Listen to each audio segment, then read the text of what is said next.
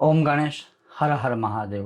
पहले तो आप सभी को इस मोक्षदायक मोक्षदा एकादशी का जो मोह का क्षय करती है उसकी बहुत सारी शुभकामनाएं, और साथ में श्रीमद् भगवद गीता जयंती की भी आप सभी को मेरी ओर से ढेरों सारी शुभकामनाएं, और सबको श्री कृष्णाय वयम नुमः।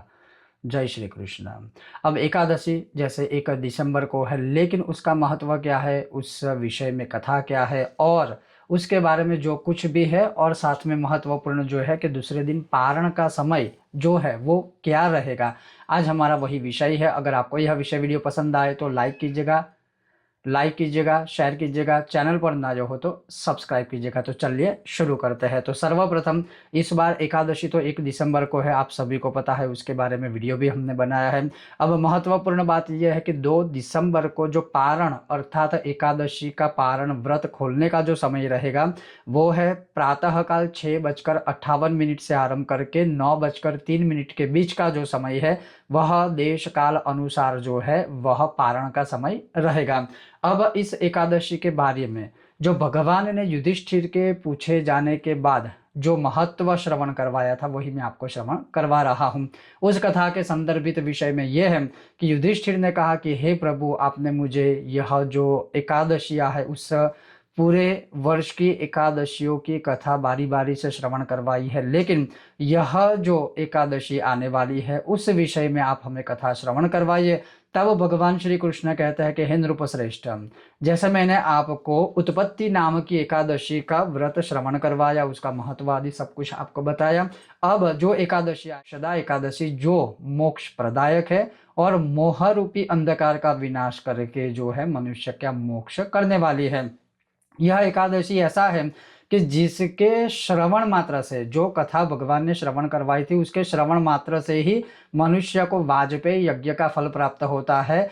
यह एकादशी है जो सभी पापों का हरण करने वाली है, और इस दिन यत्नपूर्वक तुलसी जी की मंजरी और धूप आदि से भगवान दामोदर का पूजन करना चाहिए। और जो कोई भी मनुष्य इस एकादशी में भगवान दामोदर का पूजन करता है तुलसी मंजरी सहित और धूप दीप सहित, वह अक्षय पुण्य फल को प्राप्त करेगा। फिर भगवान कहते हैं कि यह जो एकादशी है सारी एकादशियों की तरह इस एकादशी को भी दशमी से ही आरंभ करना है। मोक्षदा एकादशी जो है वह मोह का क्षय करने वाली है, बड़े बड़े पातकों का विनाश करने वाली है, और उस दिन रात्रि में मेरी प्रसन्नता के लिए स्तुति द्वारा जागरण करना चाहिए, श्रीमद् भगवद गीता जी का पाठ करना चाहिए, श्री विष्णु सहस्त्र का पाठ आदि करना चाहिए। ऐसा कोई भी करता है तो अगर उनके पितर पापवश नीच योनि में भी गए हैं तो वह भी इसका पुण्य दान करने से मोक्ष पद को प्राप्त होते हैं, उसमें तनिक भी संदेह नहीं है। पूर्व काल की बात है, भगवान ने कहा कि पूर्व काल की बात है कि वैष्णवों से विभूषित परम रमणीय चंपक नगर में वैखानस नामक एक राजा रहते थे।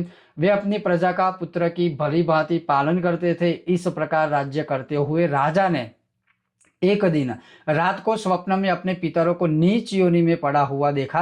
कई लोग हमें जब कहते हैं ना कि हमें पितर सपने में आते हैं, तो इस एकादशी से उनका भी गति मोक्ष होना तय है, तो आप कर सकते हैं। ये मैं सिर्फ आपको कथा के बीच बता रहा हूँ। तो एक दिन रात को स्वप्न में जब उनको अपने पितर इस प्रकार से नीच योनि में पड़े हुए दिखे, तब उन सबको इस अवस्था में देखकर राजा के मन में बड़ा विस्मय हुआ, वह काफी दुखित हुआ, और प्रातःकाल अपने ब्राह्मणों से उन्होंने इस स्वप्न की बात कही कि मुझे ऐसा स्वप्न आया था।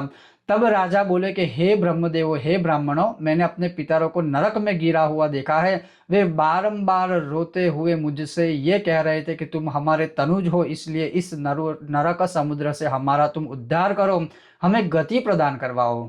तब कहा राजा ने कि हे द्विजवरो, इस रूप में मुझे पितरों के दर्शन हुए हैं, इससे मुझे चैन नहीं मिलता है, बेचैनी हो रही है, मैं क्या करूं? आप मुझे ऐसा कोई उपाय बतलाए कि जो करने से मेरे जो पितर है वह प्रसन्न हो और इस नरक रूपी जो समुद्र में वह गिरे हुए हैं वहां से उनकी गति हो जाए।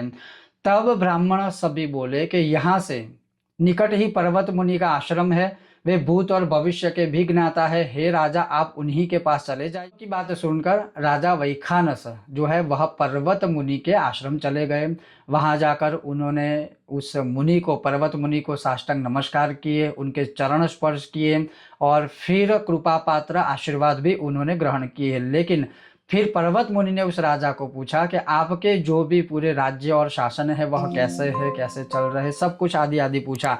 तब राजा बोले कि स्वामीन, आपकी कृपा से, आशीर्वाद से मेरे राज्य के सातों अंग सकुशल है, किंतु मैंने स्वप्न में देखा है कि मेरे पितर नरक में पड़े हुए हैं। अतः बताइए किस पुण्य के प्रभाव से वहां उनके लिए मैं मोक्ष का कोई साधन ढूंढ पाऊं। राजा की बात सुनकर पर्वत मुनि ध्यानस्थ हो गए और एक मुहूर्त तक वह ध्यानस्थ रहे। इसके बाद वे राजा से बोले कि महाराज, मार्गशीर्ष माह की यह जो मोक्षा नाम की एकादशी है, तुम सब लोग उसका व्रत करो और उसका जो पुण्य है वह अपने पितरों को दे डालो। उस पुण्य के प्रभाव से उनका नरक से उद्धार हो जाएगा। भगवान श्री कृष्ण कहते हैं कि युधिष्ठिर मुनि की यह बात सुनकर राजा पुनः अपने घर लौट आए। जब उत्तम मार्गशीर्ष मास आया तब राजा वैखानस ने मुनि के कथनानुसार मोक्षा नाम की एकादशी का व्रत करके उसका पुण्य अपने समस्त पितरों को प्रदान कर दिया, पिता को दे दिया। पुण्य देते ही क्षण भर में आकाश से पुष्पों की वर्षा हुई। वैखानस के पिता पितरों सहित नरक से छुटकारा पा गए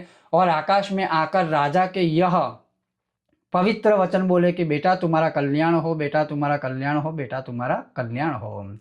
यह कहकर वे स्वर्ग में चले गए। राजन, जो इस प्रकार कल्याणमयी मोक्षा एकादशी का व्रत करता है उसके पाप नष्ट हो जाते हैं और मृत्यु के बाद वह मोक्ष पद को प्राप्त कर लेता है। यह मोक्ष देने वाली मोक्षा एकादशी मनुष्य के लिए चिंतामणि के समान समस्त कामनाओं को पूर्ण करने वाली है। और केवल इतना नहीं, जो एकादशी शायद ना करके यह कथा को भी श्रवण करते हैं किसी मजबूरीवश, उनको भी वाजपेयी यज्ञ का फल प्राप्त होता है। इतनी महान यह मोक्षा एकादशी है जो इस बार 1 दिसंबर को रहेगी। ओम गणेश, हर हर महादेव, जय श्री कृष्ण।